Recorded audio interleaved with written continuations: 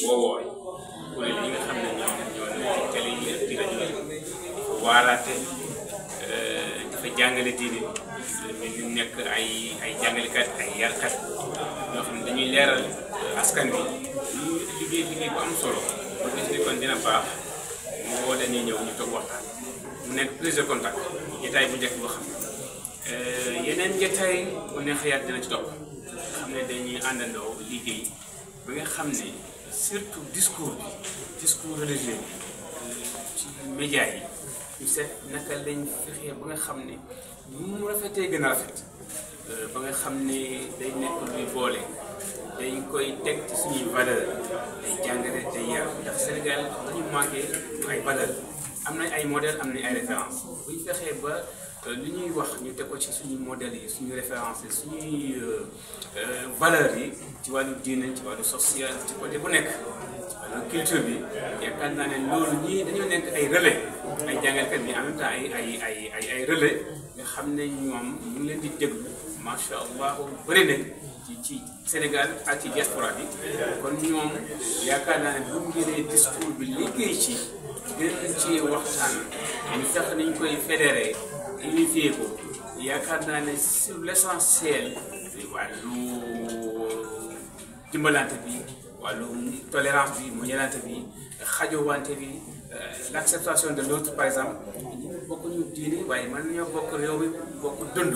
te ñun ñëpp ci bëri dañu bokk ngëm-ngëm bi dañoo gëm yàlla kon yaakaar naa ne moo tax mu woowoon ne tey ñu ñëw ñu waxtaan bu neexee yàlla dinañ am yeneen jotaay yoo xam ne ay séminaire ay atelier ñu tuddee renforcement de capacité bu ko defee yooyu yëpp defe naa ne dina nekk njëriñ ñu askan wi kenn ku nekk nag bu baax dañu indi sa xalaat nan lañ xalaat ne bu ko defee daal discours bi ak liggéey bi dina gën a sell dina gën a jaar yoon dina gën a rafet dina nekk lu tabax loolu la moo taxoon. yaa ngi waxaat également est-ce que ci l'équité religieuse islam rek lay yem wala fii nii nga xam ne mais c'est bien loolu dafay nekk laaj bu am solo moo di ne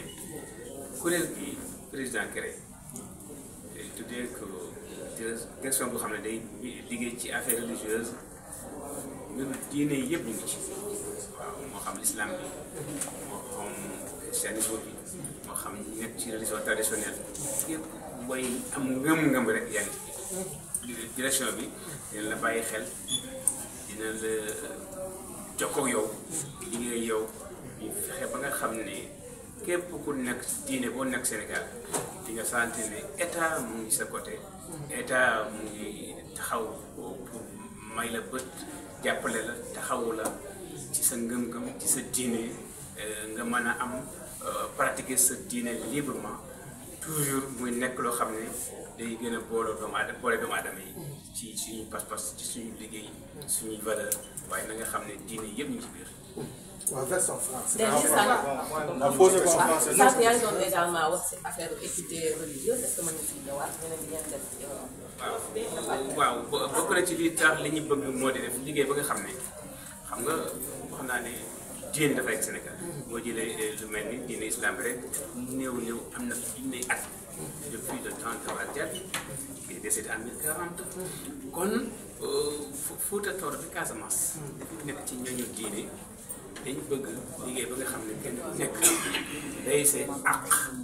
day say wareef ngay yelloo état lépp lu ci mën mu taxawoo la ci dimbale la ci loolu mooy équité religieuse bi nga xam ne bëgg na ci liggéey li nga yelloo nga xam ne kenn ku nekk yaa ngi liggéey bu ko defee état jëm lépp lu man rek taxawu la ko nga santé ni état mu ngi sama côté mu may taxaw mu may bàyyi xel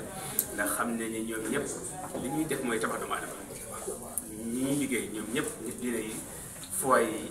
mu xam musulman yi mu xam chrétien yi mu xam waa sacré bi mu xam ci religion traditionnelle ñoom ñëpp li ñuy def mooy tabax nit ci ay valeur kon nag kooku dafay laaj mu yëg ne am na état bu koy taxaw am na état bu koy may bëri am na état bu koy accompagner am na état bu koy soutenir waaw. Merci infiniment. On est là ce 19 juin 2025 et ils sont nombreux. Il y a des associations maintenant, une est dirigée par M. Samuel Sall. On a essayé d'inviter tout le monde. Tout le monde. On n'a pas voulu oublier personne. Vous savez, la direction religieuse, elle est là. On est ouvert à tout le monde. Nous voulons écouter tout le monde. Nous voulons donc recueillir les réflexions, les idées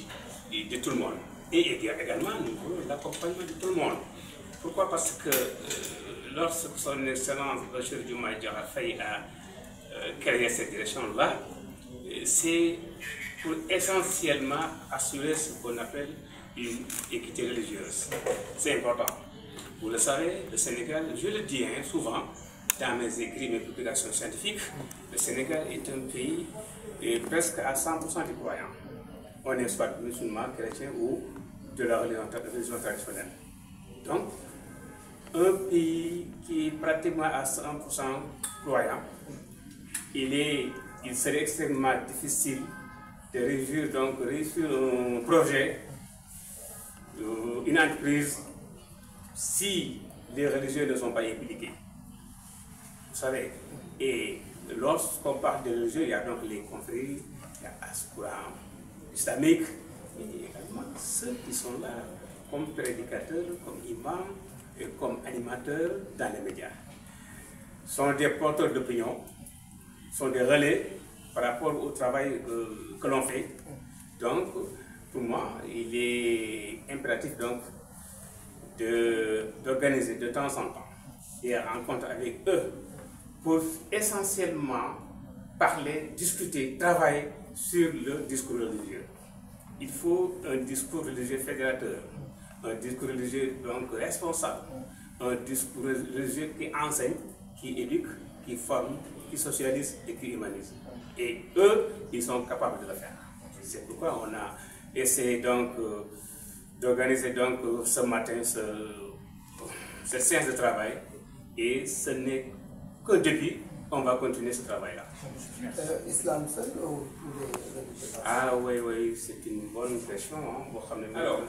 la direction, elle est là pour toutes les religions. Les musulmans, donc l'islam, le christianisme et les religions traditionnelles. On est là pour tout le monde. Nous allons travailler avec tout le monde. Nous allons écouter tout le monde. Donc, soyez rassurés, la direction est créée pour travailler, pour œuvrer au profit de toutes les religions du Sénégal.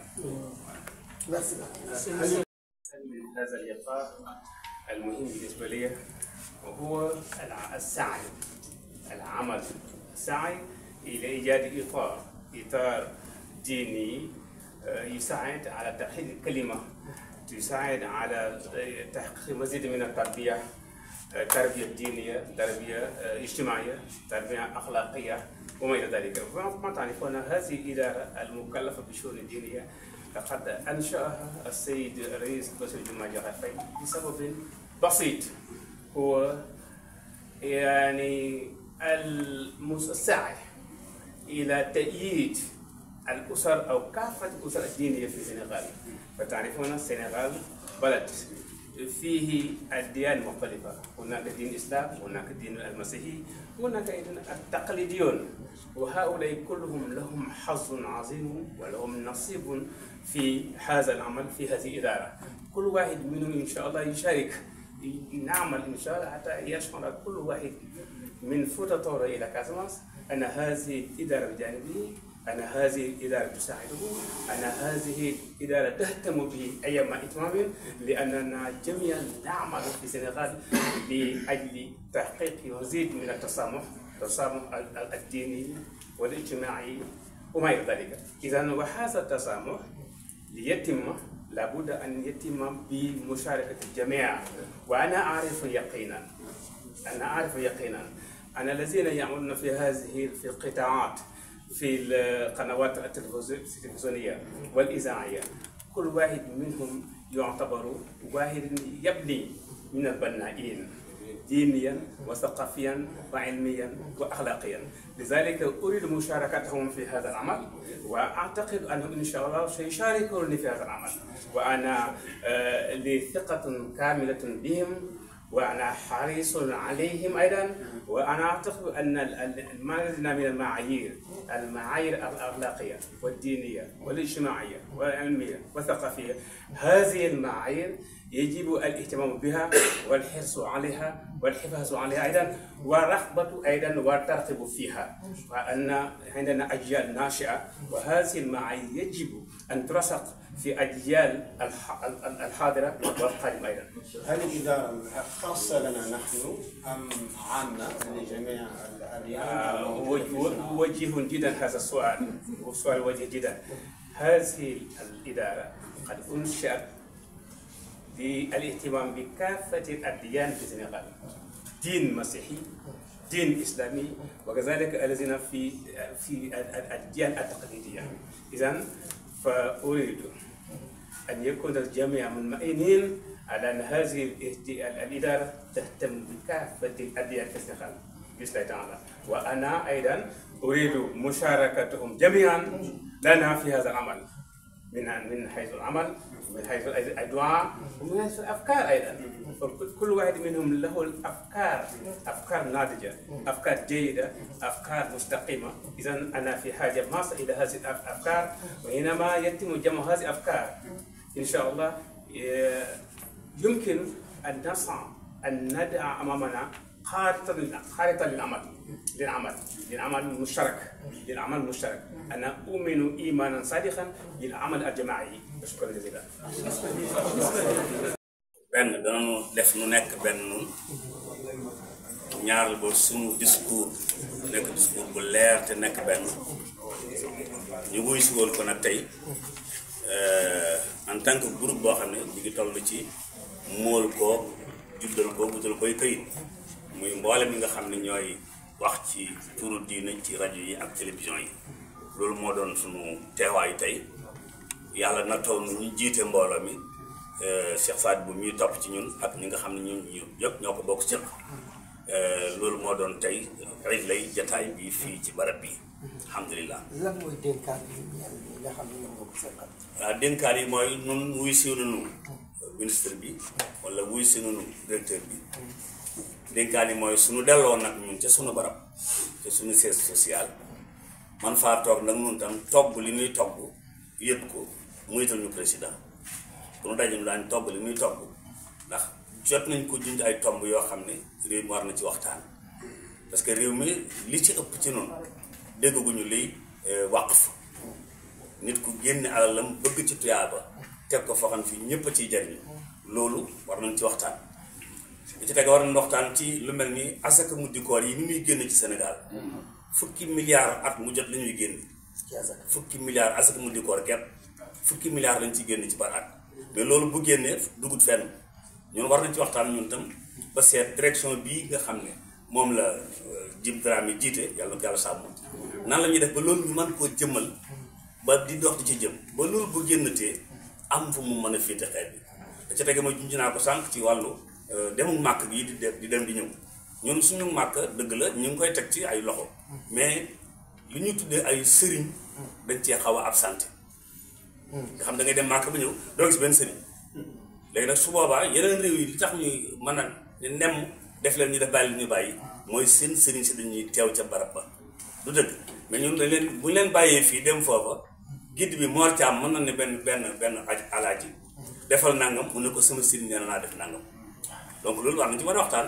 ñuy dem màkk di ànd gaay di ñëw seet nañ ci loolu donc tomb bi mel noonu daal lañ tënkoon bëgg buñu tasee ñoon tam muy dellu ci suñu roq waxtaan ci tuuti tënk ko yët ko ministre ne ko président ñoo ngi koy jaajëfal baax a baax nag ndax direction bi réew mi soxla na ko yàgg na koo soxla